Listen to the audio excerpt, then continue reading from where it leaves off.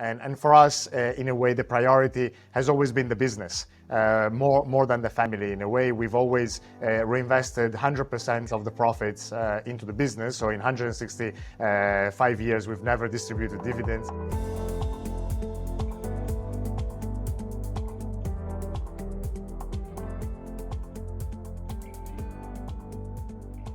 Welcome to Up Next for Your Private Business, the PwC video podcast series that brings together professionals from around Europe, Middle East, Africa to uncover how private business leaders, governments, and policymakers can work together to build an enabling environment for private businesses to flourish and grow.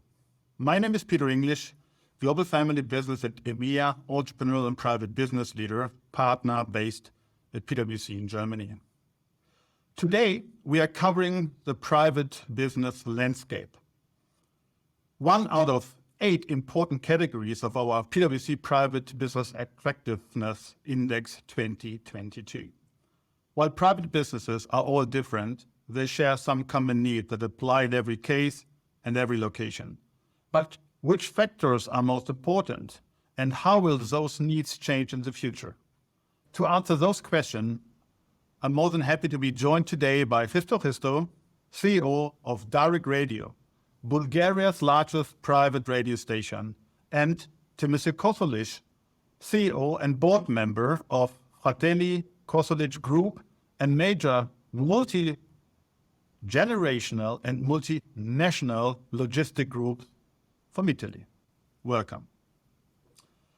So, as many studies have shown, private businesses are the backbone of most economies, contributing to GDP growth, innovation, and job creation. Accordingly, there is no doubt that finding the right formula to support private businesses to grow is of critical importance. According to you, Hristo and Timothy, what are the most important factors for creating an environment that supports private businesses? What do you think? I would say that in the very fast changing world that we live in right now, I think, to be able to foresee into the future and have a common framework that is not going to be changing every 6 months, 12 months, 2-3 years. So basically, I would say clarity and framework of doing business in each and every country. So if my business or my family's business has a clear understanding into what the tax structure is, how much do I pay for VAT, what is the minimum wage, what is the general framework for doing business in any given country, then this is very important for me to be able to invest in the long run, because family businesses generally, we don't invest for several quarters or even a couple of years. We invest in the generational time frame. So we invest for like 10 years, 20 years, 30 years. We invest, so to speak, for the next generation. So not having any surprises in terms of regulations, tax changes, currency volatility, central bank policies is a critical milestone for doing business in any country, I would say. So predictable conditions to operate under. Timothy, what do you think? What have you been experienced having lived and worked in so many different countries?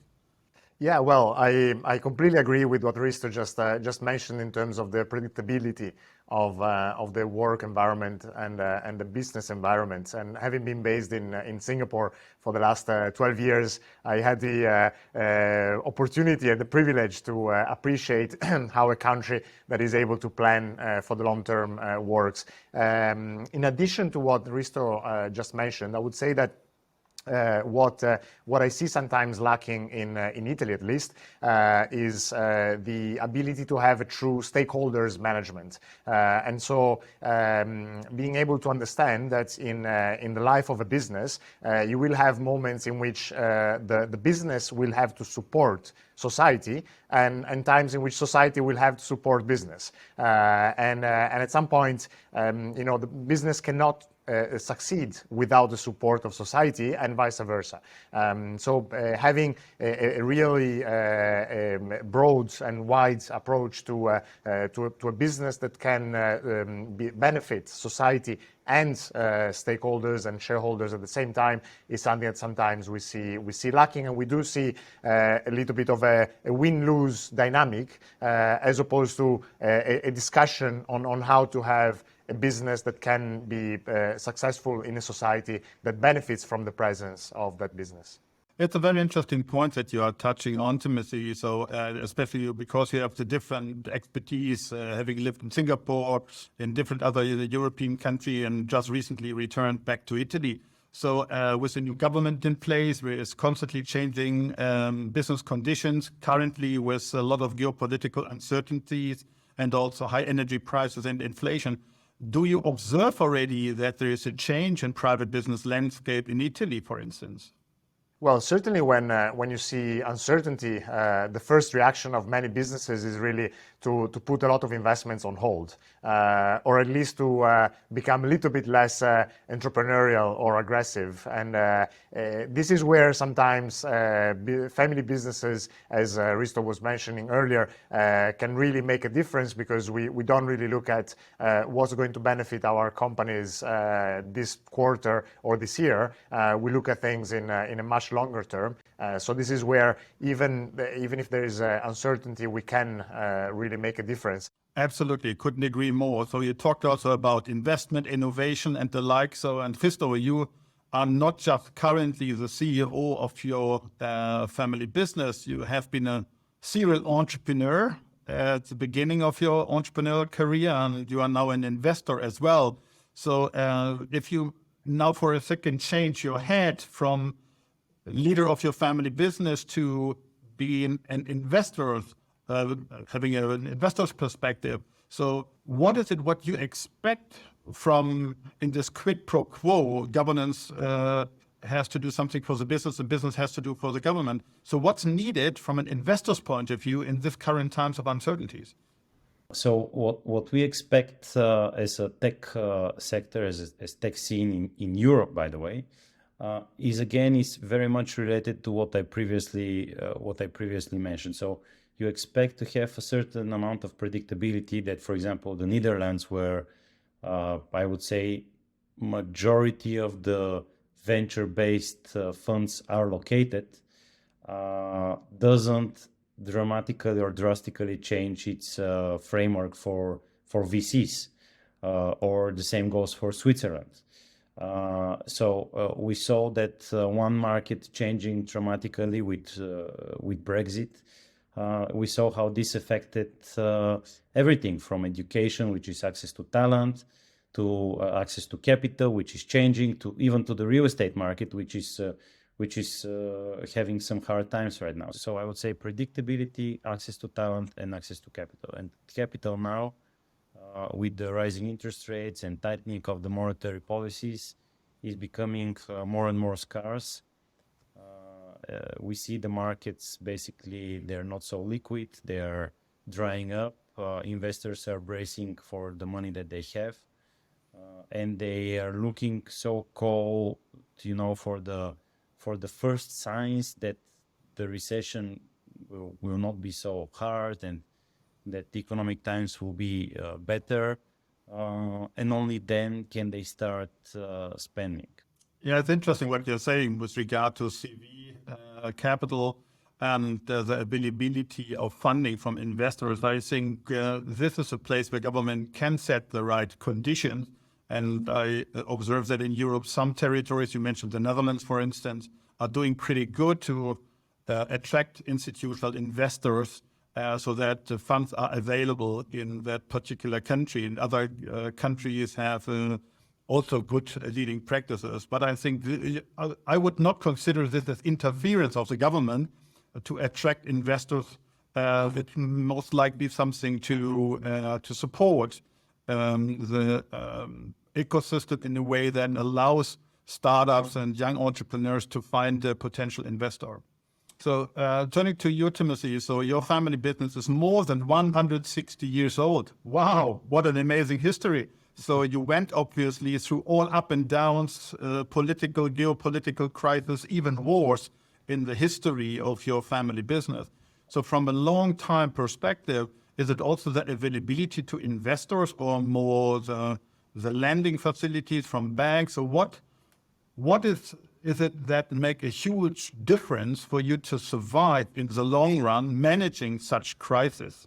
I think that in our case, obviously, I can only speak for ourselves. What made a difference was that the priority for our family business, and having seen a lot of different family businesses, I cannot say there is a right or a wrong. There's just different approaches depending on what the priorities are. And for us, in a way, the priority has always been the business. More than the family. In a way, we've always reinvested 100% of the profits into the business. So in 165 years, we've never distributed dividends, and we always kept our debt level at very manageable levels. We've always had a relatively conservative approach to business, but at the same time, trying to maintain an entrepreneurial mindset to business and focusing on the long term. So accepting that for certain businesses within the group, we might have not achieved certain results within the first year, the first 2 years, the first 5 years. But in some cases, we were convinced that those businesses were businesses that had potential for the group, and we decided to stick to them. And in most cases, it paid off. So I think that that is the long-term approach, together with a conservative mindset and putting business first in a way has helped. At the same time, you have a long experience, I'm sure, with seeing family businesses, and one of I would say one of the main weaknesses with family businesses is sometimes the lack of meritocracy, and the fact that you don't have necessarily the best people getting to the top, but getting the family people at the top. And in our case, we have a board of directors where 5 out of 6 are from the family, so out of 2,000 people. So either we have an incredible coincidence where the 5 best people out of 2,000 people are from the family, or we also lack a bit of meritocracy. At the same time, we try to have certain processes in place where we do our best to reduce or minimize the impact of that lack of meritocracy, such as having a minimum period of about 10 years for family members before they're allowed to join the group, and then having a sort of an introduction for those who join the group, so that they can gain the respect and and the trust of the people who work within the group. So I think trying to have as much meritocracy as we can and putting business first is one of the things that's kept us afloat over the years. That's super interesting, and glad to see how you try to avoid to create a sense of entitlement and dividends in your family. So super interesting. What are, from your point of view, important conditions in the different countries to find, which allows you for this generational transition? And if you compare what you have observed, let's say, in a vibrant ecosystem in a country like Singapore compared with European countries, so what can European countries learn from Singapore with regard to foster this entrepreneurial spirit and passing the baton to the next capable person? And what is your personal experience? So what was this encouraging element that you found being in a vibrant ecosystem away from home? Yeah, I think one of the things that we have observed, not only in Singapore, but in most big cities, I would say, is a bit of a shift from a market where, at least in Italy, until recently, I would say, the market was very much in favor of the employer.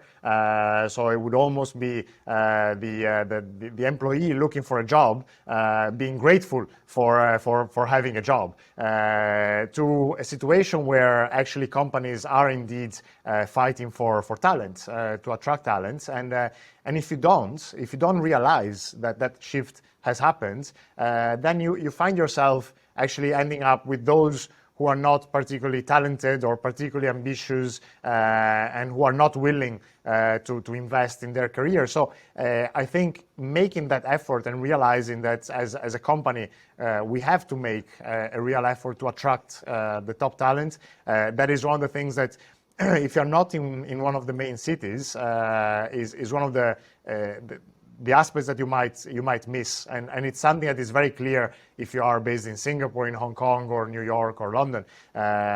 Job mobility, the fact that the young generations, they have a much shorter time horizon when they look at employment.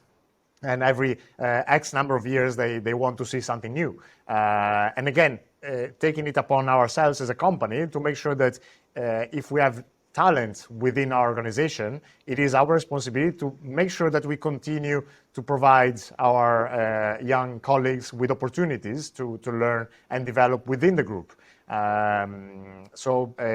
Those are clear trends that I have personally observed, not only in Singapore, but in main cities. Going to your earlier question about the country, what I noticed in Singapore is that the country was never afraid to invest in innovation. Innovation, or in general learning, I would say, and that is something that is quite important. It might be even the difference between a country giving a loan as opposed to a country giving a grant. It's quite a significant difference if you are a startup, if you are starting a project for a relatively mid-size or large company. Of course, you might have the means to invest and to do something new. But if you are a startup, having a subsidy, a real subsidy money from the government, can really make a difference.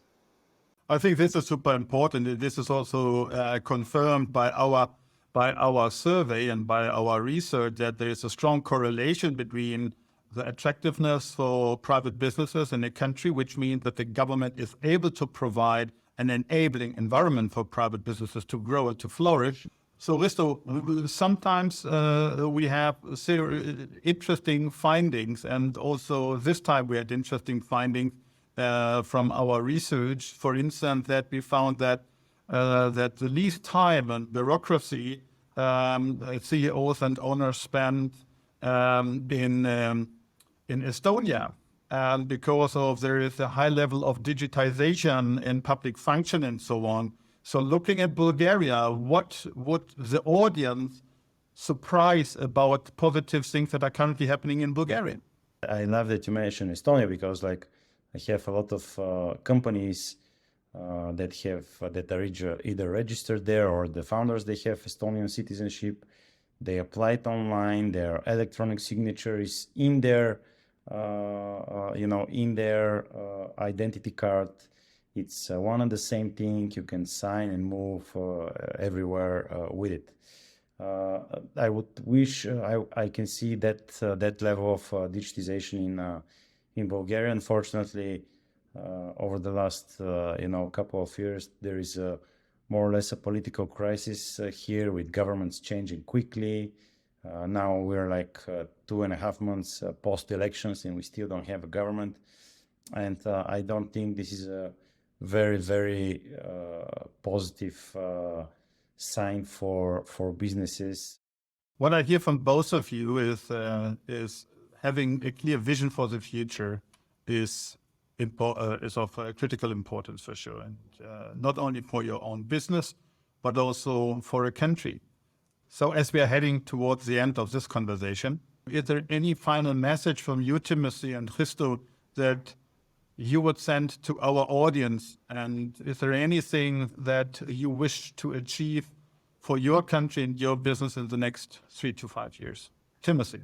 Well, I will just build on something that both you and Hristo mentioned about the idea of the vision. And indeed, I agree that it is important for a country and for a company to have a clear vision of where you want to go. At the same time, I actually think that it's very, very important to be able to adapt.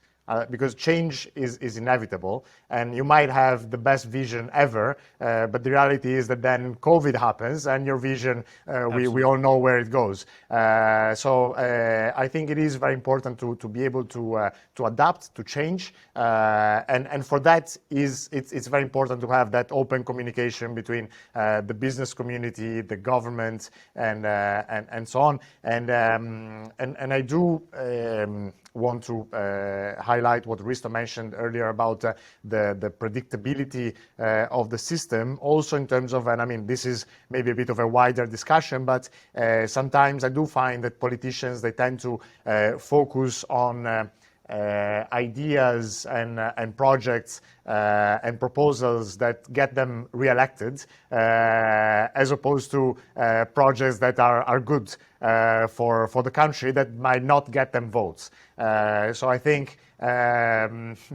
it might be useful to find a way to get the political class to focus more on what brings a benefit to society, a real benefit, as opposed to bringing in votes.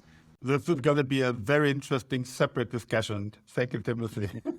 Hristo. Yeah, I think, Timothy, this goes into company comparison as well. Like if you compare our family business type of perspective to a, let's say, Nasdaq listed company perspective, it's the same. Like Nasdaq listed company is the same as government, so they optimize for the quarterly outcome rather than the like 10-year, 20, 30-year-old fall. So it's I think it's a matter of it should go both ways. So you should be able to speak and educate to the mass audience through media and influencers and social media, so that they don't expect immediate returns as well.